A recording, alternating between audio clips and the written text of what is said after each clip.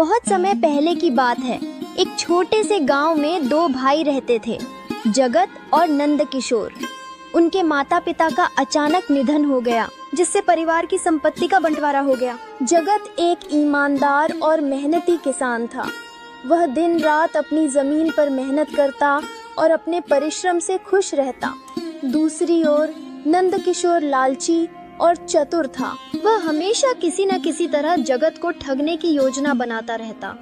उसके मन में बस एक ही विचार था, किसी भी तरह अपने छोटे भाई की संपत्ति पर कब्जा कर लेना।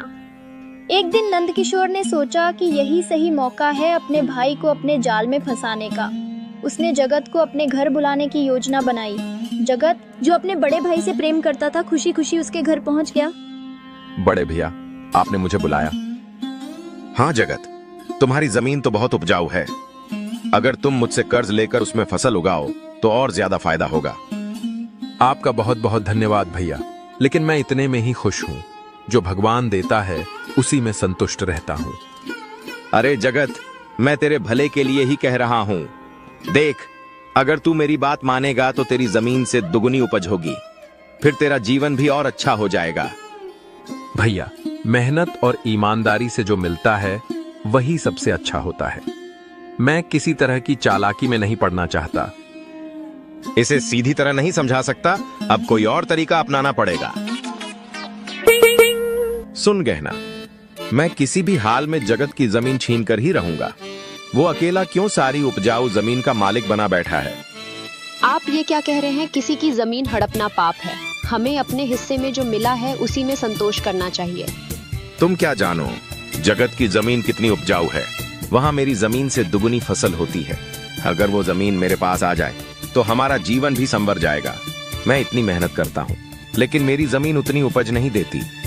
लेकिन लालच कभी किसी का भला नहीं करता। भगवान ने हमें जो दिया है उसमें संतोष करना सीखना चाहिए। संतोष? और वो जगत, वो अकेले सारी अच्छी जमीन का मालिक बना बैठा है। मेरा क्या? मेरे भविष्य का क्या? मेरा हक कहाँ गया? किसी का हक छीन कर सुख नहीं मिलता जी। जबरदस्ती किसी की चीज लेने से उसका फल अच्छा नहीं होता। ये गलत है। सही गलत की बातें छोड़ो। इस दुनिया में ताकत से ही सब कुछ हासिल किया जाता है। मैं किसी भी तरह से जगत को मजबूर कर दूंगा कि वो मुझसे कर्ज ले। एक बार उसने कर्ज लिया तो फिर उसकी जमीन मेरी हो जाएगी।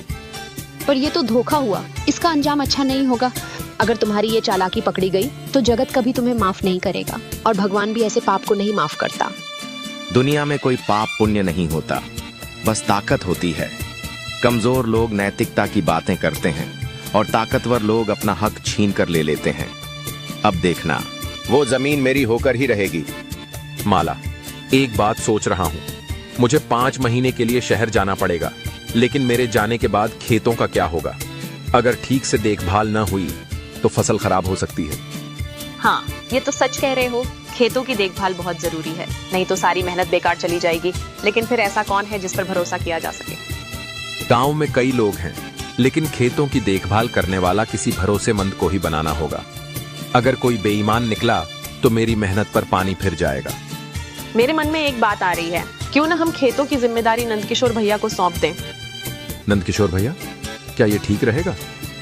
देखो, वो तुम्हारे बड़े भाई हैं। अगर हम उन पर भरोसा नहीं करेंगे तो फिर किस पर करेंगे? परिवार में ही तो सबसे पहले मदद लेनी चाहिए। और वैसे भी अगर वो देखभाल करेंगे तो खेत सुरक्षित रहेंगे। ठीक है, अगर तुम्हें लगता है कि ये सही रहेगा तो मैं उनसे बात करूंगा। भैया, ओ भैया, कहाँ हो? आओ जगत, आओ। क्या बात है? इस वक्त कैसे आना हुआ? भैया, मैं जरा एक जरूरी काम से शहर जा रहा हूँ, लगभग 5 महीने के लिए। तब तक मेरे खेतों की देखभाल कौन करेगा? यही सोचकर आया हूँ। अगर आप देख लें तो मेरी चिंता दूर हो जाएगी। अरे छोटे, इसमें सोचने की क्या बात है? तू बेफिक्र होकर जा, तेरे खेतों का पूरा ख्याल रखूंगा। धन्यवाद भैया। और हाँ, मैं कुछ जरूरी कागज भी लाया हूँ। शहर में रहते हुए कहीं चोरी गुम ना हो जाएं, इसलिए मैं आपको सौंप देता हूँ। जिस पल का मैं इंतजार कर रहा था, आखिर वो पल आ ही गया। अब धीरे धीरे इस जमीन पर मेरा ही हक होगा। कोई बात नहीं छोटे, तू निश्चिंत रह। जब तक तू लौट कर आएगा, मैं इस जमीन पर अच्छी फसल उगा दूंगा। तू जा और अपने काम पर ध्यान दे। भैया, मुझे आप पर पूरा भरोसा है। आप हमेशा मेरे बड़े भाई रहे हैं, इसलिए मैं निश्चिंत होकर जा सकता हूँ। अरे भाग्यवान, इधर आ, ये कागज अच्छे से संभाल कर रख दे। आखिरकार मैं उसकी जमीन ले ही लूंगा। लेकिन स्वामी, ये गलत है, ऐसा नहीं करना चाहिए। जगत ने आप पर भरोसा किया है और आप उसी के साथ धोखा करने की सोच रहे हैं। क्या सही क्या गलत, ये मत सिखा मुझे। मैं जो कर रहा हूँ वो हमारे भले के लिए कर रहा हूँ। अगर ये जमीन मेरी हो गई तो हमारा जीवन संवर जाएगा। लेकिन लालच कभी किसी का भला नहीं करता जी। ये सब करने से पहले एक बार सोचिए कि अगर कोई आपके साथ ऐसा करे तो। ज्यादा ज्ञान मत बांट, मैंने कह दिया। रख दे ये कागज। बहुत जल्द ये जमीन हमारी होगी और फिर हमें किसी चीज की चिंता नहीं करनी पड़ेगी। अरे भाभी माँ, आप यहाँ कैसे? इस समय कुएं पर क्या कर रही हैं? पानी लेने आई थी जगत, तुम कब लौटे? अभी अभी पहुंचा हूँ। भाभी, बड़े भैया कैसे हैं? सब ठीक तो है ना?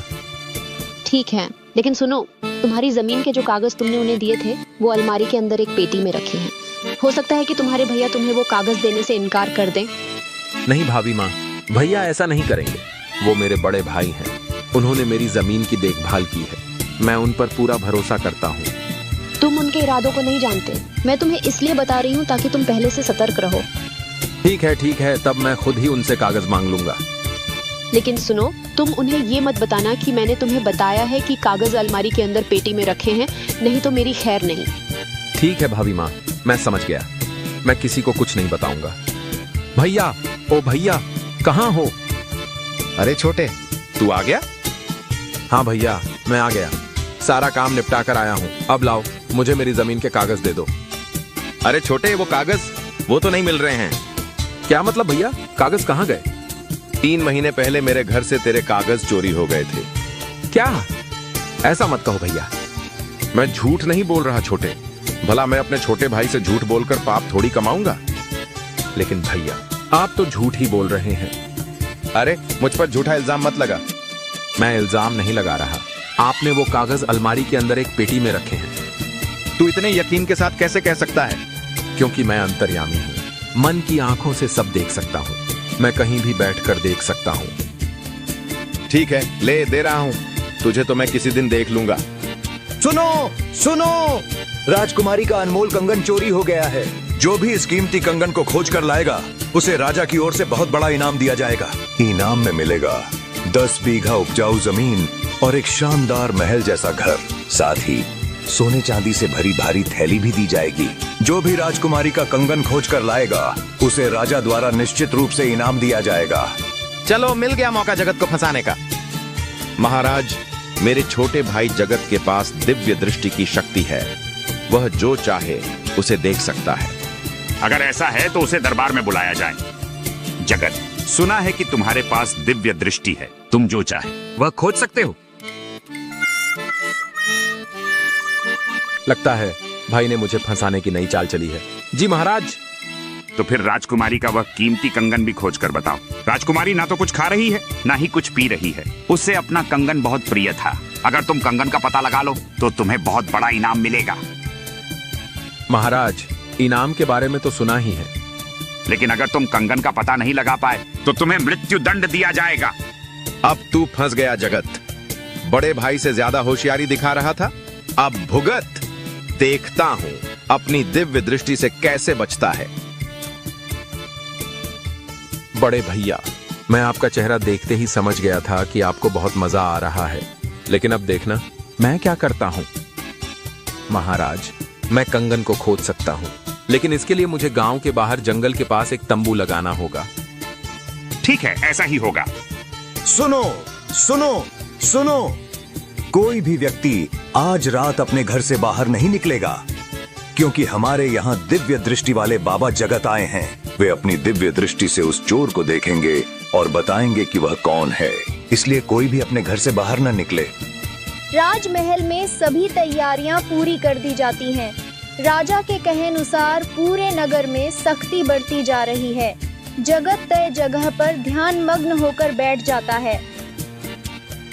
बस इसी समय का इंतजार था। रात के सन्नाटे में हलचल होती है। अचानक एक छाया तेजी से जगत की ओर बढ़ती है। डर से कांपती एक युवती उसके सामने आ खड़ी होती है।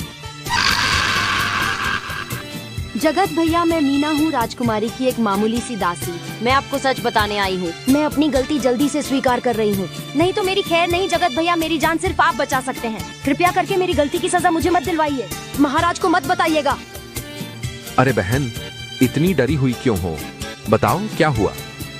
भैया, वो कंगन मैंने ही चोरी किया था। अरे, तो ये तो मुझे पहले ही पता था कि तुमने ही चुराया है। भैया, अगर आपने महाराज को बता दिया तो मुझे फांसी की सजा मिल जाएगी। कृपा करके मुझे बचा लीजिए। ठीक है ठीक है, पहले ये बताओ कि कंगन कहाँ छुपाया है। मैं सब बता दूंगी, लेकिन पहले वादा कीजिए कि आप मेरा नाम महाराज को नहीं बताएंगे। पहले बताओ। राजमहल के पीछे जो बाग है, वहाँ एक छोटी सी गणेश जी की मूर्ति है। उसी मूर्ति के पीछे कंगन छुपाया है। देख लो, सही बता रही हो ना? वरना मैं खुद तुम्हें महाराज के सामने पेश कर दूंगा और तुम्हें फांसी दिलवा दूंगा। नहीं जगत भैया, मैं झूठ नहीं बोल रही। सच में मैंने कंगन उसी मूर्ति के पीछे छुपाया है। ठीक है, अब जाओ। अगली सुबह महाराज अपने सैनिकों के साथ उस मूर्ति के पीछे खोजबीन करते हैं। जगत के बताए स्थान से सच में राजकुमारी का कंगन मिल जाता है। जगत, तुमने अपनी दिव्य दृष्टि से यह महान कार्य किया है। अपने वचन के अनुसार मैं तुम्हें इनाम स्वरूप 10 बीघा उपजाऊ जमीन और सोने की मुद्राएं प्रदान करता हूँ। नमस्कार दोस्तों, आपका साथ हमारे लिए बेहद खास है और हम हर वीडियो में अपने दिल और मेहनत से बेहतरीन कहानियाँ बनाने की कोशिश करते हैं, ताकि आपको कुछ ऐसा मिल सके जो आपकी सोच को छू जाए। इसलिए हम आपसे एक गुजारिश करना चाहते हैं, अगर आपको हमारी कहानियाँ पसंद आए तो इसे लाइक करें, अपने दोस्तों के साथ इस अनमोल ज्ञान को शेयर करें और यदि आपने अभी तक चैनल को सब्सक्राइब नहीं किया है तो जल्दी से कर लें। सब्सक्राइब करने के साथ ही बेल आइकन को भी दबाएं ताकि आपको हमारे नए वीडियो की नोटिफिकेशन सबसे पहले मिले। तो इंतज़ार किस बात का है? अभी सब्सक्राइब करें और हमारे साथ इस सफ़र का हिस्सा बने। आप सभी के इतने प्यार और समर्थन के लिए दिल से शुक्रिया। मिलते हैं अगली वीडियो में। इसी तरह की रोचक और मनोरंजक कहानियाँ देखने के लिए हमारे चैनल को सब्सक्राइब करें और बेल आइकन का बटन भी दबा दें ताकि आपको आने वाले हर कहानी की नोटिफिकेशन सबसे पहले मिल सके।